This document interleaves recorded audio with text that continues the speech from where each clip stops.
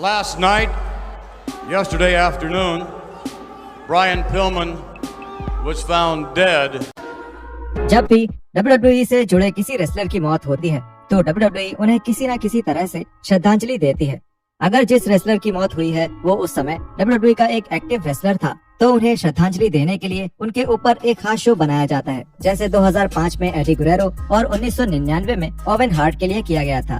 लेकिन अगर वो रेसलर रिटायर हो चुका है और टीवी से बहुत सालों तक दूर रहा है तो आमतौर पर उसके लिए एक 10 बेल सैल्यूट किया जाता है, जहां WWE के सभी सदस्य स्टेज पर आकर उनके लिए अपना सम्मान दिखाते हैं। लेकिन ऐसे भी कुछ मौके रहे हैं जब WWE अपने ही किसी रेसलर की मौत का शोक टेलीविजन पर नहीं मनाती। ऐसा क्यों होता है, इस बात से फैंस भी अनजान हैं और काफी हताश भी हैं, क्योंकि उन्हें लगता है जिस भी रेसलर ने कभी भी WWE के लिए काम किया है उन्हें अपनी मेहनत के लिए ऐसे समय पर कुछ तो पहचान मिलनी ही चाहिए। लेकिन ऐसा हुआ किन रेसलर्स के साथ था? जुड़िए हमारे साथ, जहाँ हम 12 ऐसे रेसलर्स के बारे में जानेंगे जिनकी मौत को WWE ने नजरअंदाज कर दिया। Number 9, Chris Kanyon. Chris Kanyon का WCW का सफर काफी हद तक सफल रहा था। फैंस को लगता था कि क्रिस में और ज्यादा क्षमता थी और वो बहुत आकर्षक भी थे। और 2001 में जब WWE ने WCW को खरीदा तब फैंस को लगा अब शायद कैनियन को चमकने का मौका मिल सकता है, लेकिन ऐसा हुआ नहीं।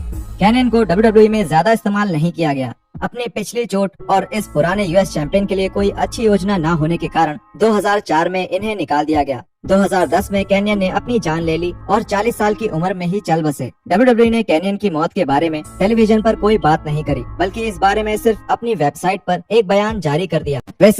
वेसेरा की मौत को नजरअंदाज करने की वजह से WWE को ऑनलाइन उनके फैंस की बहुत बुरी प्रतिक्रिया मिली।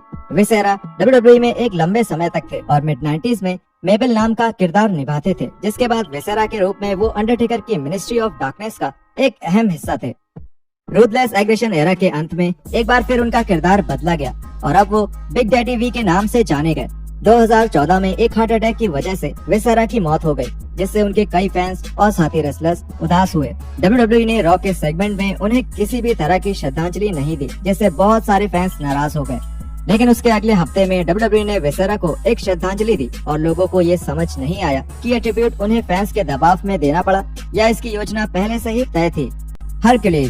द हरक्यूलिस 80 के दशक में हल्क होगन और टेड डिबियासी के साथ अपने मैचेस की वजह से काफी फेमस थे, जिसके बाद उन्होंने पॉल रोमा के साथ पावर और ग्लोरी नाम की एक टैग टीम बनाई। 1999 में हरक्यूलिस रिटायर हो गए क्योंकि वो अपने परिवार के साथ ज्यादा वक्त बिताना चाहते थे। दुर्भाग्य से अपने रिटायरमेंट के 6 साल बाद एक दिल की बीमारी के कारण उनकी अपने घर में ही मौत हो गई। WWE ने उनकी मौत के बारे में कोई बात नहीं करी और कंपनी से निकलने के बाद से टीवी पर उनका नाम कभी नहीं लिया गया।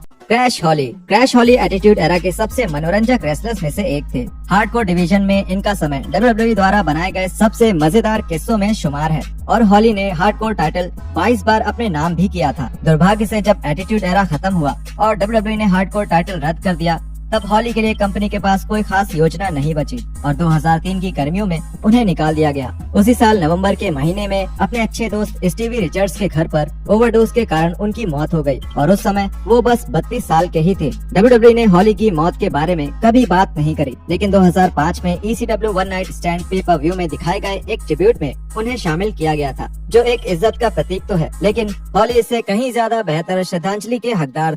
नंबर 4, टेस्ट को बिना किसी शक के WWE में एक बड़ा स्टार होना चाहिए था। 1998 में डेब्यू करने के बाद टेस्ट विंस मैकमैन की कॉर्पोरेटेड स्टेबल से जुड़ गए, जिसके बाद उन्होंने स्टेफनी मैकमैन के साथ एक रोमांटिक स्टोरी लाइन भी स्टार्ट की। अगले कुछ सालों तक मिड कार्ड प्लेयर रहकर उन्होंने अच्छा काम किया और एक बार इंटरकॉन्टिनेंटल टाइटल भी जीता, लेकिन दुख की बात ये रही कि वो कभी भी कार्ड के टॉप पर नहीं पहुंच पाए। 2009 में अपने 34वें जन्मदिन से 4 दिन पहले ही टेस्ट की एक ओवरडोज के कारण मौत हो गई। बाद में डॉक्टर बेनेट ओमालू ने बताया कि टेस्ट को CTE था और उन्होंने बताया कि इस CTE के असर टेस्ट के व्यवहार और दिमागी हालत पर भी पड़ रहा था। WWE ने उनकी मौत की बात कभी नहीं करी, जिसकी वजह से फैंस काफी नाराज हुए, क्योंकि टेस्ट एटीट्यूड एरा के एक अहम हिस्सा थे और फैंस को उनका काम बहुत अच्छे से याद था और उस मेहनत के लिए एक श्रद्धांजलि जिसके वो हकदार थे वो उन्हें ना देना WWE के लिए एक शर्मनाक बात थी।